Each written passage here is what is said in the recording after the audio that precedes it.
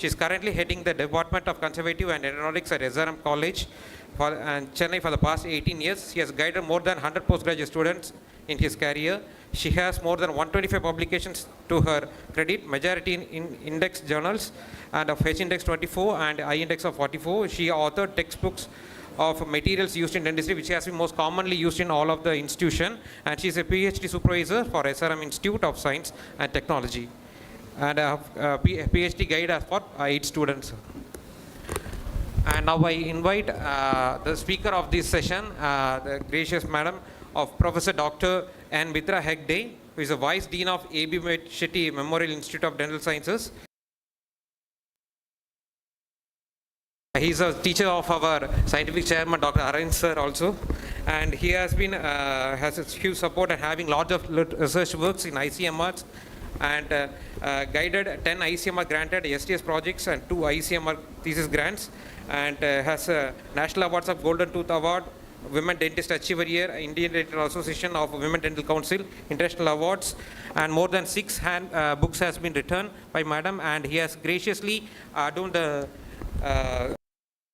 position of past President of Indian Dental Association, past Vice President of Indian Aeronautic Society, past Vice President of Indian Aeronautic Association and Conservative Dentistry, and so on to its laurels for madam. I give you the dais for you to go with it.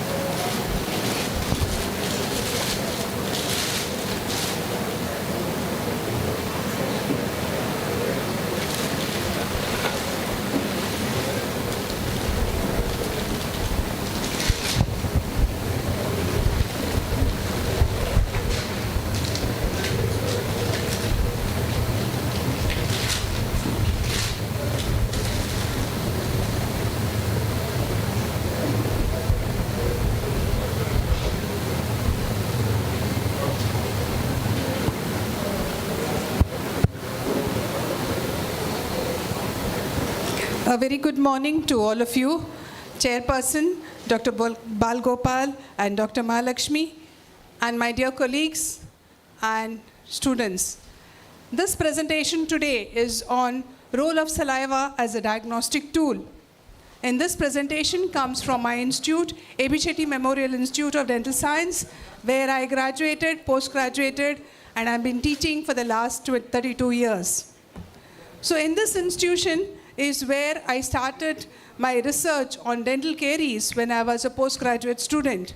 Dr. Suresh Chandra gave me a topic, you do your LD on dental caries. And I still remember that was the thickest LD that I had. And I realized that we studied caries in first year, dental anatomy. In second year, we thought about prevention. Then we were taught so many things about dental caries. And I did my PG, but one thing was constant.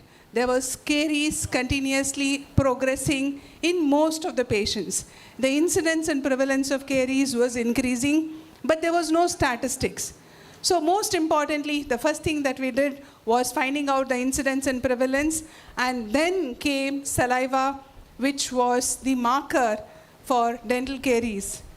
And as the earlier presenter spoke about genetic markers, we know that caries is multifactorial.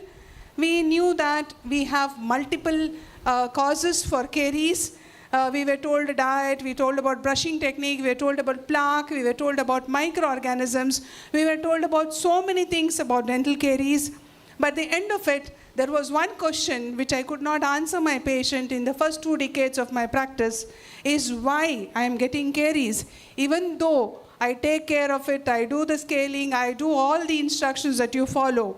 But in the 3rd decade of my practice, I could answer them very well, because it's basically the genetic polymorphism, and the earlier presenter made it more easier to tell that there is genetic mutations also. So this genetic becomes an answer for most of the questions.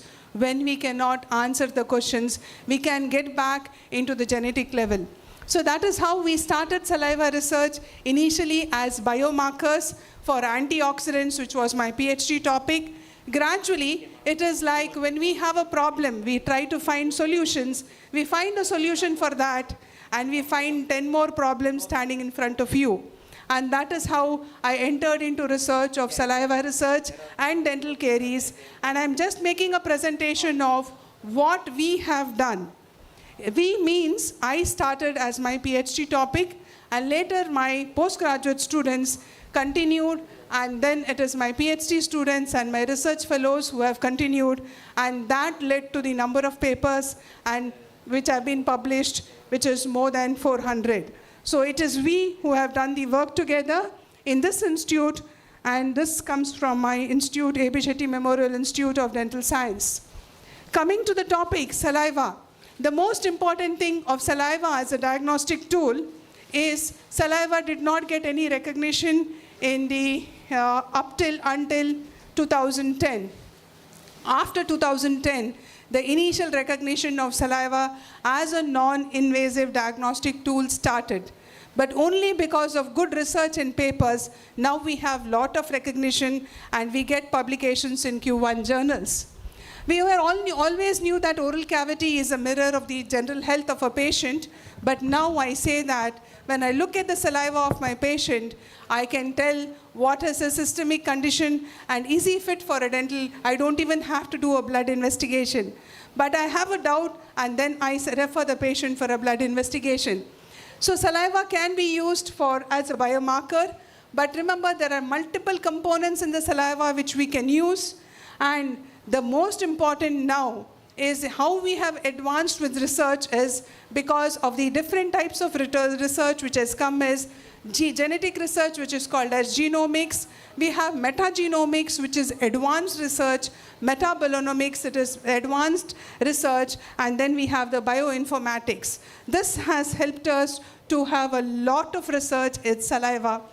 These are the important components of saliva which we have all learned in our biochemistry: electrolytes, enzymes, mucins, and we have the immunoglobulins, lipids, non-immunoglobulins, and proteins. In the initial part of our study, it is my postgraduate students, each postgraduate student made sure in one batch they did IgA, IgG, IgM, and all the immunoglobulins. So each one of them has done study, but in small group study of all the composition of the saliva.